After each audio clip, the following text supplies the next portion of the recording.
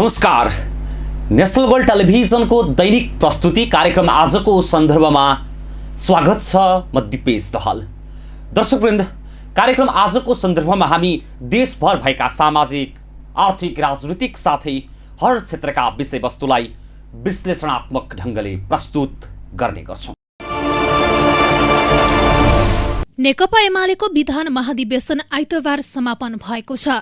नेकपा एमालेको शुक्रबार निकै धुमधाम र तडक भडकका साथ विधान महाधिवेशन सुरुवात गरेको थियो। ललितपुरको गोदावरी स्थित नवनिर्मित सनराइज अन्तर्राष्ट्रिय सम्मेलन केन्द्रमा देशभरबाट उपस्थित 6000 भन्दा बढी नेता कार्यकर्ताको भीडभाडका बीच तामझामपूर्ण रूपमा विधान महाधिवेशन सुरु गरिएको थियो। दृश्य हेर्दा विधान महाधिवेशन भन्दा पनि ठूलो चुनावी सभा, कुनै ठूलो जात्रा वा महोत्सवको झल्को दिने गरी साज सजावट गरिएको थियो। कार्यकर्ताका लागि थरीथरीका खानाका परिकारहरू टेन्डर्ने आह्वान गरेर करिब 6000 भन्दा बढी प्रतिनिधिका लागि खाना र खाजाको व्यवस्था, नाचगानको पनि उत्तिकै रमझम यो विधान महाधिवेशनको नेकपा एमाले आयोजना गरेको दृश्य हो। तामझाम गोदावरी स्थित महाधिवेशनमा मात्रै नभई काठमाडौँदेखि नै सार्वजनिक स्थल र पोलमा एमाले अध्यक्ष केपी शर्मा ओलीको फोटो झुन्ड्याइएको थियो। विगतमा राष्ट्रिय महाधिवेशनबाट नीति र नेतृत्व टुङ्गो लगाउँदै आएको एमाले यसपटक विधान र नीतिगत छलफल गर्न अलगै महाधिवेशन आयोजना गरेको हो।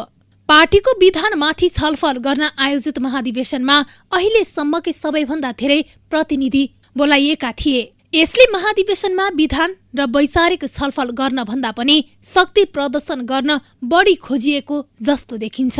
पार्टी विभाजन भएर संगठन र नेता कार्यकर्ता छताछुल्ल भएका बेला अध्यक्ष ओलीले महाधिवेशनबाट पार्टी र आफ्नो पक्षमा थप शक्ति सञ्चय गर्न कोसिस गरेको यस भेलाले स्पष्ट पार्छ। नेकपा एमालेको विधान महाधिवेशनको दोस्रो दिन शनिबार समूहगत छलफल भएको थियो। शुक्रबारदेखि ललितपुरको गोदावरीमा सुरु महाधिवेशनमा पेश भएका 3वटा प्रतिवेदनमाथि समूहगत छलफल सुरु भएको थियो। महाधिवेशनमा पेश भएका दस्तावेजमाथि छलफल गर्न प्रतिनिधिहरूलाई 10वटा समूहमा विभाजन गरिएको थियो। नेपाल कम्युनिस्ट पार्टी एमालेको ऐतिहासिक प्रथम विधान महाधिवेशनको तेस्रो दिन आइतबार समूहमा भएको छलफलले निकालेको निष्कर्ष समूहका नेताहरूले सुझावका रूपमा प्रस्तुत गरेका छन्। आइतबार पार्टी अध्यक्ष केपी शर्मा ओलीले प्रस्तुत गरेको राजनीतिक प्रतिवेदन, महासचिव ईश्वर पोखरेलले प्रस्तुत गरेको संगठनात्मक प्रस्ताव र संगठन विभाग प्रमुख समेत रहेका उपमहासचिव विष्णु प्रसाद पौडेलले प्रस्तुत गरेको विधान संशोधन प्रस्ताव उपर सुझाव दिने क्रम सकिएको थियो। प्रस्तावनामा केही महत्त्वपूर्ण सुझाव दिनुभएको छ। कमरेडका सुझावहरूलाई समेत ख्याल गर्दै, कमरेडले राख्नुभएका सुझावहरूलाई समेत ख्याल गर्दै प्रस्तावनालाई राजनीतिक प्रतिवेदन, संगठनात्मक प्रस्ताव र मूलत पार्टीका सैद्धान्तिक, कार्यक्रमिक र नीतिगत मान्यताहरूसँग संगतिपूर्ण हुने गरी यसलाई अझ समृद्ध तुल्याइनेछ। कमरेडले राख्नुभएको छ Nepal Communist Party UML Nepali communist आन्दोलनको मूल प्रवाह हो र यो एकता प्रक्रियाको निरन्तरताका रूपमा र नेकपाको समेत निरन्तरताका रूपमा नेपाल कम्युनिस्ट पार्टी एमाले आज यस रूपमा राष्ट्रिय राजनीतिमा उपस्थित छ भन्ने कुरालाई प्रस्तावनामा उल्लेख गरिनुपर्छ भन्ने कमरेडको सुझाव छ। यो लगायत अरू सबै उपयुक्त सुझावहरू जो प्रस्तावनासँग सम्बन्धित छन् ती चिजहरूलाई समावेश गरेर प्रस्तावनालाई समृद्ध तुल्याइनेछ भनेर म कमरेड समक्ष राख्न चाहन्छु। विधान महाधिवेशनमा प्रस्तुत प्रतिवेदनमाथि छलफल र सुझावका लागि 10वटा समूह बनाइएको थियो। आइतबार गण्डकी प्रदेश, उपत्यका विशेष प्रदेश, सम्पर्क समन्वय र प्रवास, प्रदेश नम्बर 2, प्रदेश नम्बर 1 र जनवर्गीय संगठन लगायतका समूहहरूबाट सुझाव प्रस्तुत गरेका थिए। आइतबार गण्डकी प्रदेश समूहको तर्फबाट सुझाव प्रस्तुत गर्दै केन्द्रीय सदस्य तथा गण्डकी प्रदेशका अध्यक्ष जगत विश्वकर्माले पार्टीलाई नेकपाको निरन्तरताका रूपमा अगाडि बढाउनु पर्ने सुझाव पेश गरेका थिए। उनले नेपाली समाजको वर्ग विश्लेषण गरिनुपर्ने र प्रधान अन्तर्विरोधका बारेमा स्पष्ट गरिनुपर्ने धारणा पनि राखे। पार्टीमा वर्गीय पक्षधरतामा रास आउन दिन नहुने उनको सुझाव छ। एमसीसीका बारेमा पार्टीको धारणा स्पष्ट गर्नुपर्ने सुझाव राख्दै उनले निर्वाचन बढी खर्चिलो भएकाले निर्वाचन प्रणालीमा व्यापक सुधार गर्नुपर्ने धारणा राखेको प्रचार विभाग प्रमुख योगेश भट्टराईले जानकारी दिए। यसैगरी उपत्यका विशेष प्रदेश कमिटी, सम्पर्क समन्वय कमिटी र प्रवास कमिटीका प्रतिनिधिहरूको समूहका तर्फबाट केन्द्रीय सदस्य उपत्यका विशेष प्रदेश कमिटीका अध्यक्ष सुजिता साकेले सुझाव पेश गरेकी थिइन्। उनले निर्वाचन प्रणालीमा सुधार गर्नुपर्ने धारणा राख्दै पार्टी र राज्य सत्ताका विभिन्न निकायका श्रमजीवी वर्गको 10% सहभागिता गराउनुपर्ने सुझाव दिइन्। त्यस्तै साकेले वरिष्ठ उपाध्यक्ष, 6 जना उपाध्यक्ष, 2 उपमहासचिव र 7 जना सचिवको व्यवस्था गर्नुपर्ने धारणा राखिन्। प्रदेश 2 समूहको तर्फबाट केन्द्रीय सदस्य तथा प्रदेश अध्यक्ष ज्वाला शाहको महाधिवेशनमा नेतृत्व चयन गर्दा आन्तरिक जनवादलाई अंगीकार गर्नुपर्ने र 10औं महाधिवेशनलाई एकता महाधिवेशनका रूपमा सम्पन्न गर्नुपर्ने धारणा राखिन्। उनले पार्टीमा उमेर हद लागू गर्दा एउटै पदमा एक व्यक्ति 2 कार्यकाल भन्दा बढी बस्न नपाउने व्यवस्था गर्नुपर्ने सुझाव राख्दै पार्टीमा गुटबन्दी अन्त्य गर्नुपर्ने, जनताको बहुदलीय जनवाद जबजलाई मार्गदर्शक सिद्धान्त बनाउँदा समाजवादको आधार र साम्यवादसम्मको गन्तव्य तय गर्नुपर्ने बताइन्। उनले प्रधानमन्त्री प्रत्यक्ष निर्वाचित हुने निर्वाचन प्रणालीमा पार्टीले जोड दिनुपर्ने, मधेसमा शक्तिशाली आयोग बनाएर पार्टी निर्माणको कामलाई समस्या मुक्त गर्नुपर्ने धारणा राखिन्। त्यस्तै उनले पार्टी सदस्यलाई जिम्मेवारी दिँदा र कमिटीमा आबद्ध गराउँदा सदस्य भएको निश्चित वर्ष मापदण्ड पूरा गर्नुपर्ने धारणा पनि व्यक्त गरिन्। यसैगरी जनवर्गीय संगठनहरूको समूहबाट अनेरा सोब्युका अध्यक्ष सुनिता बरालले प्रत्यक्ष निर्वाचित कार्यकारी प्रधानमन्त्रीको संवैधानिक व्यवस्था हुनुपर्ने धारणा राखिन्। उनले खाद्य सम्प्रभुतामा पार्टीले जोड दिनुपर्ने भन्दै विद्यमान आर्थिक व्यवस्थालाई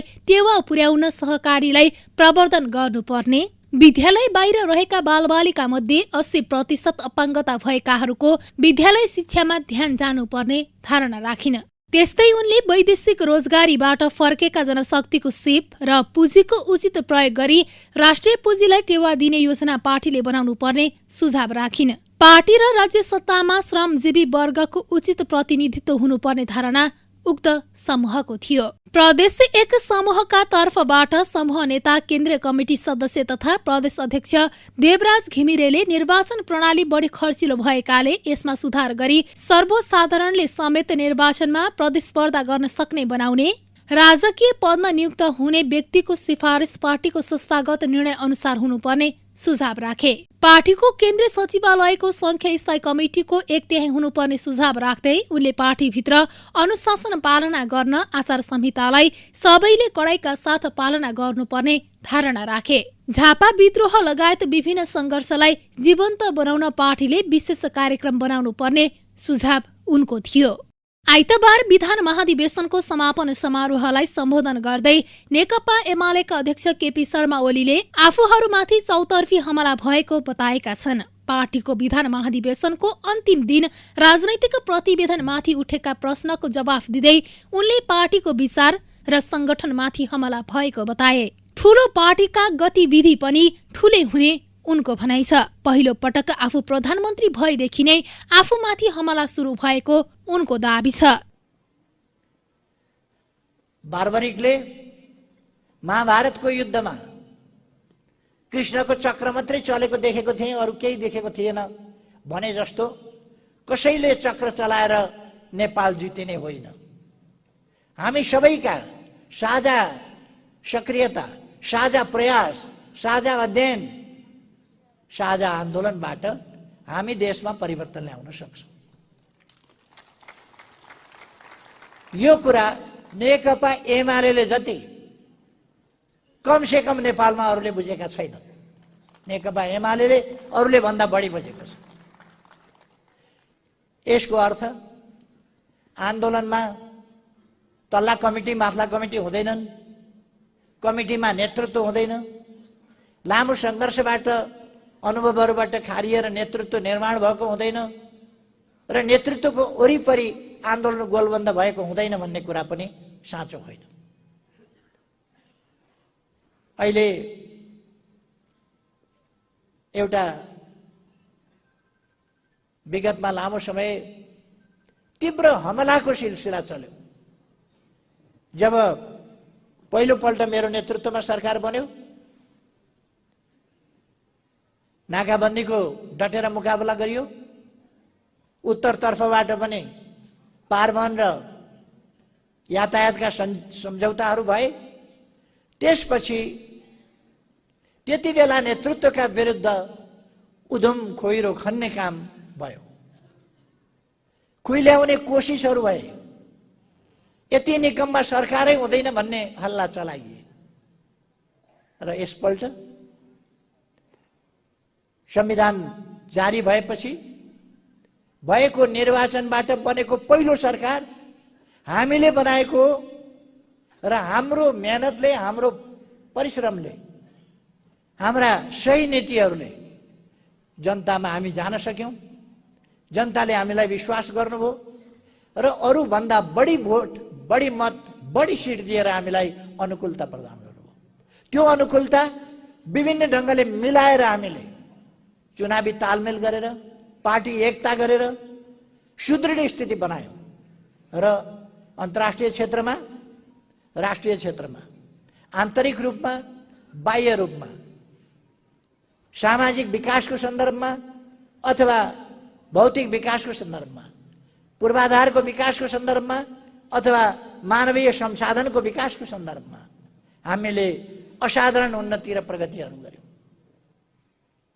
मानव अधिकारका ठूला कुरा मात्रै गरेनौं हामीले।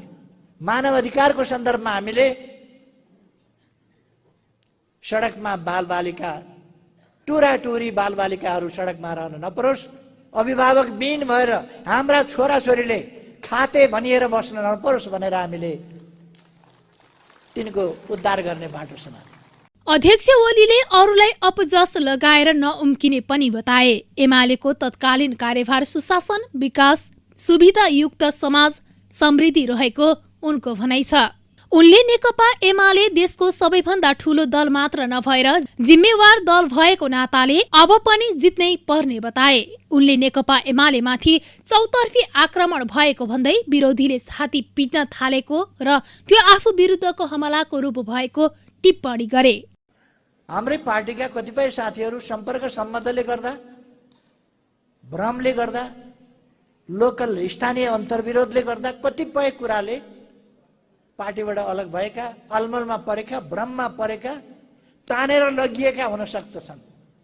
त्यस्ता साथीहरूलाई फर्काउनुपर्छ। माथिबाट पनि हामी प्रयास गर्छौं, तल सबैतिरबाट पनि अलमलिएर गएका साथीहरूलाई, भ्रममा परेका साथीहरूलाई फर्काउनका लागि प्रयास गर्न म साथीहरूलाई आग्रह गर्न चाहन्छु। जनतालाई अलमल्याउन खोज्छन्, भ्रममा पार्न खोज्छन्। आज भर्खर यस महाधिवेशनको क्रममा आज भर्खर मात्रै सयौं पुराना स्थापित विभिन्न पार्टीका नेता कार्यकर्ताहरू नेकपा एमालेमा प्रवेश गर्नुभएको छ। झन् भ्रममा पार्छन्, झन् स्पष्ट हुन्छ। झन् भ्रममा पार्छन्, झन् स्पष्ट हुन्छ। एमालेलाई कमजोर पार्न खोज्छन्, झन् एमालेमा मान्छेहरूको ओहिरो लाग्छ। अहिले हामीलाई चाहिएको कम्तीमा 51% नेपाली नेकपा एमालेको पक्षमा छ भन्ने कुरा हामीलाई चाहिएको। अहिले कम्तीमा 51% नेपाली नेकपा एमालेको पक्षमा छ र यो सम्भव छ। तपाई हामी हाम्रा महान विचारहरू, महान उद्देश्यहरू, देशभक्तिपूर्ण सोचहरू, लोकतान्त्रिक सोचहरू, परिवर्तनकारी सोचहरू, विकासमुखी सोचहरू र समृद्ध नेपाल, सुखी नेपालीको सर्वोपरि राष्ट्रिय आकांक्षा जो हाम्रा ऋषिमुनिहरूले पनि भनेका थिए, सर्वे भवन्तु सुखिनः। मान्छे के चाहन्छ भन्दा सुख चाहन्छ। हाम्रा ऋषिमुनिहरूले हजारौं वर्ष अगाडि त्यो पत्ता लगाएका थिए। हो त्यही सर्वे भवन्तु सुखिनः, सबै सुखी हौं। त्यसका लागि समृद्धि चाहिन्छ, अधिकार सम्पन्न हुनुपर्छ जनता। अधिकार सम्पन्न जनता, अधिकार सैद्धान्तिक मात्रै होइन, अवसर पनि त्यहाँ अधिकारसम्म पुग्ने अवसर सबैले प्राप्त गर्नुपर्छ। अवसर प्राप्त भएको जनता त्यो हुनुपर्दछ। त्यसै गरेर अधिकार र अवसरमा, उपलब्धिहरूमा सबैको समान हिस्सेदारी चाहिन्छ, सबैको सहभागिता चाहिन्छ, साझेदारी चाहिन्छ। उपलब्धिहरूको हकदार सबै हुनुपर्दछ, अर्थात् सामाजिक न्याय र समानता हुनुपर्दछ। समानता सहितको समृद्धि, त्यो हामीले खोजेको कुरा हो। हामीले भन्न सक्छौँ, जनवाद भन्न सक्छौँ, समाजवाद भन्न सक्छौँ, समाजवाद उन्मुख भन्न सक्छौँ, समाजवाद भन्न सक्छौँ, उन्नत स्तरको, प्रारम्भिक स्तरको समाजवाद। आम गाउँघरका दाजुभाइ दिदीबहिनीहरूले उन्नत स्तरको समाजवाद, अलिक तल्लो स्तरको समाजवाद, उन्मुख समाजवाद, जनवाद, यो सबै के चाहिँ हो, कस्तो कस्तो हुन्छ, कति लामा सिङ कति लामा कान थाहा पाउँदैन। जनताले थाहा पाउने गरी हामीले भन्ने कुरा चाहिँ के हो भने हाम्रो देश विकास हुनुपर्छ, यहाँ सुशासन हुनुपर्छ, भ्रष्टाचारको अन्त्य हुनुपर्छ र समृद्ध देश हुनुपर्दछ। हरेक नेपालीले रोजगारी पाउने, हरेक नेपालीले खान बस्न ठाउँ पाउने, त्यो हुनुपर्दछ। हरेक नेपालीले खान पाउनु पर्यो, लाउन पाउनु पर्यो, बस्ने आवास पाउनु पर्यो, छोराछोरी पढाउन सक्ने अवस्था हुनु पर्यो, बिमारी हुँदा औषधि उपचार पाउनु पर्यो, अकाल गरी मृत्यु हुनु भएन र सुविधा सम्पन्न जीवन बाँच्दै जान पाउनु पर्यो। समान अधिकारको शान्तिपूर्ण समाज हुनु पर्यो। सबैले विकासको अवसर पाउनु पर्यो। कहीँ असुरक्षा, अशान्ति हुनु भएन।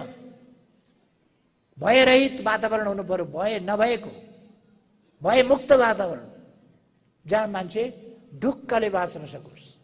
कसैबाट मेरो अधिकार खोसिन्छ कि, मेरो सम्पत्ति खोसिन्छ कि, म माथि हमला हुन्छ कि, मेरो ज्यान मारिन्छ कि, अथवा म माथि कुनै खतरा हुन्छ कि, यस्तो कुनै प्रकारको चाहिँ त्रास नहुने खालको वातावरण बनाउनु पर्यो।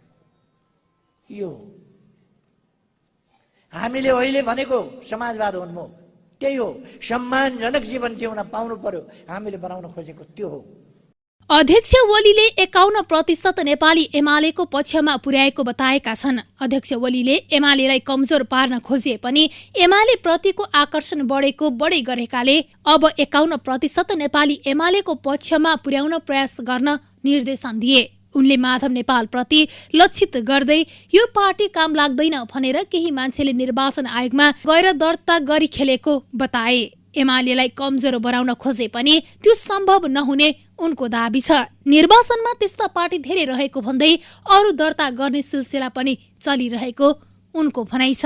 5औं महाधिवेशनमा जननेता मदन भण्डारीले कार्यक्रम प्रस्तुत गरिरहँदा त्यहाँ सैद्धान्तिक पक्ष नभएका होइन, तर हामीले त्यसलाई कार्यक्रमको रूपमा त्यहाँ प्रस्तुत गर्यौं।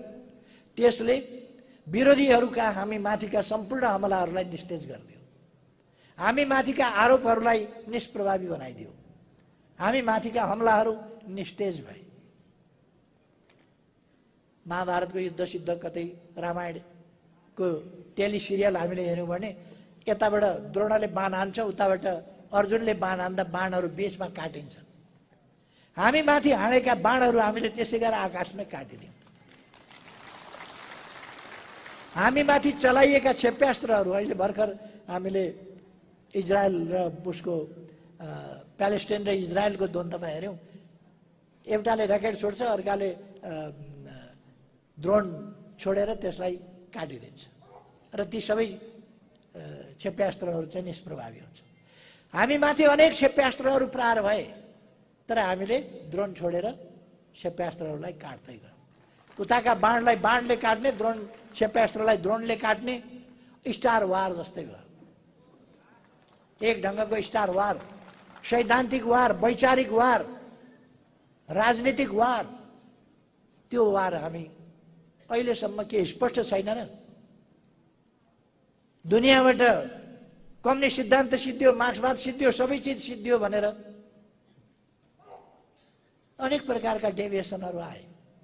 नेकपा एमालेका अध्यक्ष केपी शर्मा ओलीले आफ्नो देवत्वकरण भयो भन्नु विरोधीहरूले चलाएको हल्ला मात्र भएको बताएका छन्। विधान महाधिवेशन ओलीमय भएको, पार्टीको साटो व्यक्तिलाई प्राथमिकता पाएको भन्दै आलोचना भइरहेका बेला ओलीले यो विरोधीहरूले एमालेमाथि गरेको हमला भएको बताए। उनले आफू बाँचेको र जनता कार्यकर्ताले आफूलाई माया गरेकोमा एमाले विरोधीहरू चिन्तित रहेको समेत टिप्पणी गरेका छन्। यसै गरी अध्यक्ष ओलीले पार्टीलाई बहुमत दिलाएर नेतृत्व छाड्ने बताएका छन्। उनले पार्टीका अगुवा र प्रिय साथीका रूपमा आफूमाथि देखाएको विश्वासमा 1 इन्च पनि तलमाथि हुन नदिने दाबी गरे। हाम्रो पार्टी केका लागि?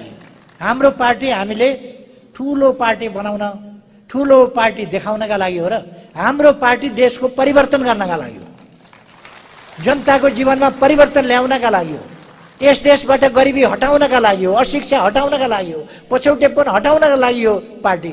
नत्र भने यो जलगैँडाको ज्यान जस्तो ठुलो मात्रै हुने हो र? यो काम काजी पार्टी हो, देश र जनताको सेवक पार्टी हो र सेवकको हिसाबले नै हामीले देश र जनताका निम्ति काम गर्छौँ। र हामीलाई ठुलो हैसियत किन चाहियो, ठुलो पार्टी किन चाहियो? यसकारण कि देश बनाउनु छ। हामीले देश बनाउनका लागि हामीलाई ठुलो पार्टी चाहियो। हामी तमाम नेपाली दाजुभाइ दिदीबहिनीहरूलाई आह्वान किन गर्दछौँ, आग्रह किन गर्दछौँ? हामीलाई समर्थन दिनुहोस्, हामीलाई साथ दिनुहोस्, हामीलाई भोट दिनुहोस्। हामी किन भन्छौँ उहाँहरूलाई? यसकारण कि हामी बाहेक उहाँहरूको दुःख कष्ट हर्ने अर्को कोही छैन, गरिबी हटाइदिने कोही छैन, अशिक्षा हटाउने कोही छैन, पछौटेपन हटाउने कोही छैन, उहाँलाई समृद्धि दिने कोही छैन, हामी बाहेक।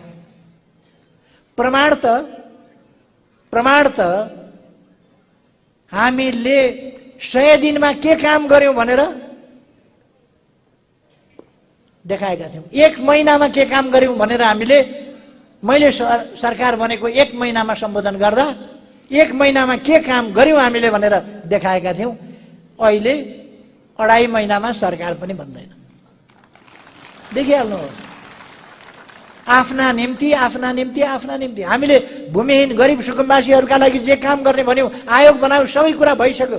ठिक्क अब धनी पूर्जा दिने, जमिनको समस्या समाधान गर्ने बाटोमा लाग्ने बेलामा हो, त्यति बेला आयोग भङ्ग भयो। हामी सरकारबाट हट्यौं, सुकुम्बासीका सपना खेर गए। हामी सरकारबाट बाहिरियौं, भूमिहीनका सपना बाहिरिए। हामी सरकारबाट हट्यौं, सबै कुरा हट्यो।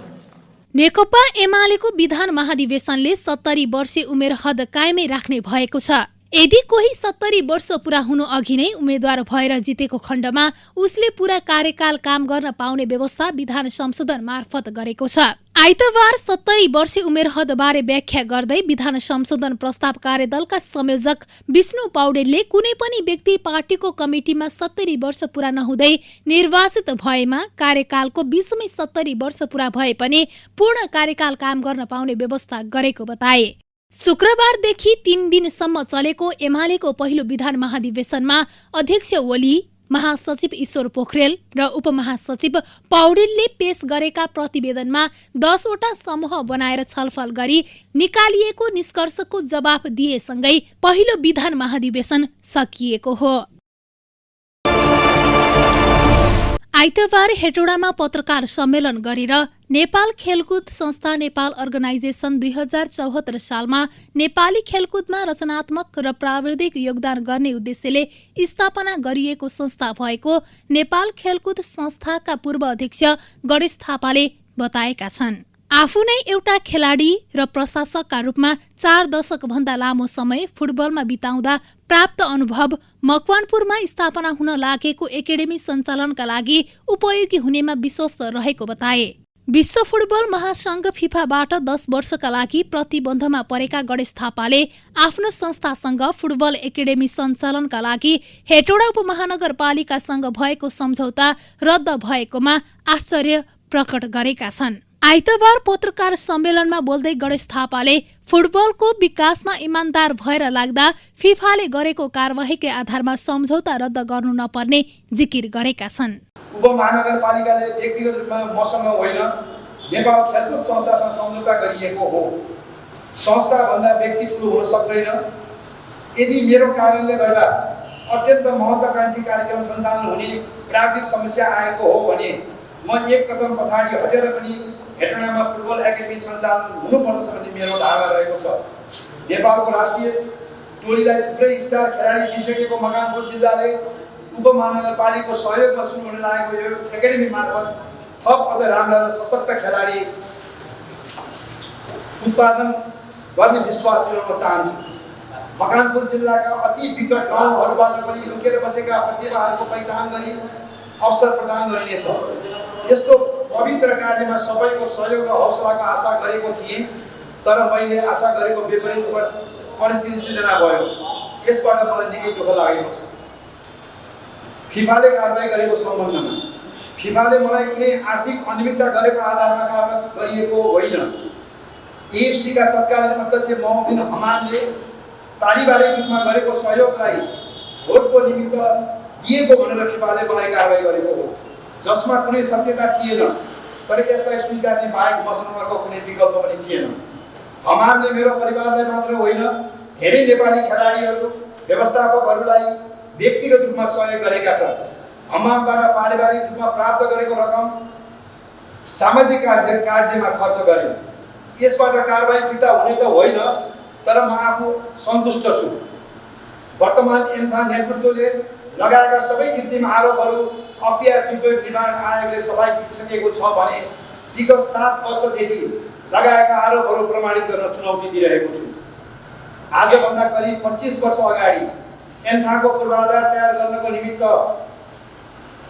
व्यक्तिगत रूपमा कमिसनको रूपमा 40 लाख रुपियाँ नलिकन खेलाडीहरूको निमित्त औषधि उपचारको निमित्त खेलाडी कल्याण कोषमा रकम जम्मा गर्ने, सभासद हुँदा आफूले पाउने सम्पूर्ण सुविधाहरू नलिकन मकवानपुर जिल्लाको जनताको निमित्त खर्च गर्ने, 2072 सालमा भूकम्प जाँदा मकवानपुर जिल्लाका ज्यान गुमाएका 50 परिवारलाई प्रत्येक मृतक परिवारलाई रु 25,000 को दर लिएर हजारौं तिरपालहरू आवश्यक स्थानमा वितरण गर्ने व्यक्तिलाई पारिवारिक रूपमा हमामले गरेको सहयोगलाई फिफाले भोटको निमित्त रकम लियो भनेर कारबाही गर्दा कस्तो पीडा भएको होला।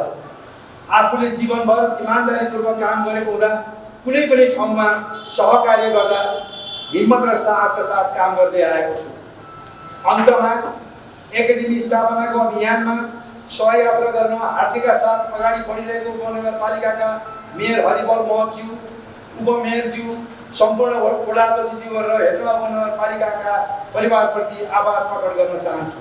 मकवानपुरमा मात्रै नभएर देशका विभिन्न स्थानमा फुटबल एकाडेमी सञ्चालन गर्ने योजना बनाइरहँदा गृह जिल्लामै सम्झौता रद्द हुँदा दुःख लागेको थापाको भनाइ छ। अखिल नेपाल फुटबल संघ एन्फाका पूर्व अध्यक्ष समेत रहेका थापाले हेटौडा उपमहानगरपालिकासँग सम्झौता गरिसक्दा पनि एकाडेमी कहाँ कसरी सञ्चालन गर्ने भन्ने योजना भने नभएको उनको भनाइ छ। अझै पनि हेटौडा उपमहानगरपालिकासँग सम्झौता हुने आशा व्यक्त गर्दै उपमहानगरसँग सहयोग लिएर एकाडेमी सञ्चालन हुने थापाको भनाइ छ। सम्झौता रद्द हुँदा आफू ठूलो पीडामा रहेको उल्लेख गर्दै आफू अन्यायमा परेको थापाले दाबी गरेका छन्। आफ्नो कारणले गर्दा अत्यन्त महत्त्वकांक्षी कार्यक्रम सञ्चालनमा कुनै प्राविधिक समस्या आएको भए आफू एक कदम पछाडि हटेरै भए पनि हेटौडामा फुटबल एकाडेमी सञ्चालन गर्नुपर्ने धारणा आफ्नो रहेको उनको दाबी छ। वर्तमान एन्फा नेतृत्वले लगाएका सबै कृत्रिम आरोपहरू अख्तियार दुरुपयोग निवारण आयोगले सफाई दिइसकेको र विगत 7 वर्षदेखि लगाएका आरोपहरू प्रमाणित गर्न चुनौती दिइरहेको उनको दाबी छ। हवस् त कार्यक्रम आजको सन्दर्भ आजलाई यति नै। कार्यक्रम कस्तो लाग्छ प्रतिक्रिया सल्लाह सुझाव दिन नभुल्नुहोला। साथै हामीलाई हाम्रो फेसबुक र युट्युबमा फलो गर्न सक्नुहुनेछ। भोलि पुनः नयाँ विषय र प्रसङ्गका साथ उपस्थित हुने नै छौँ। तबसम्मका लागि बिदा दिनुहोस्। नमस्कार। हेर्दै गर्नुहोला नेसनल गोल्ड टेलिभिजन।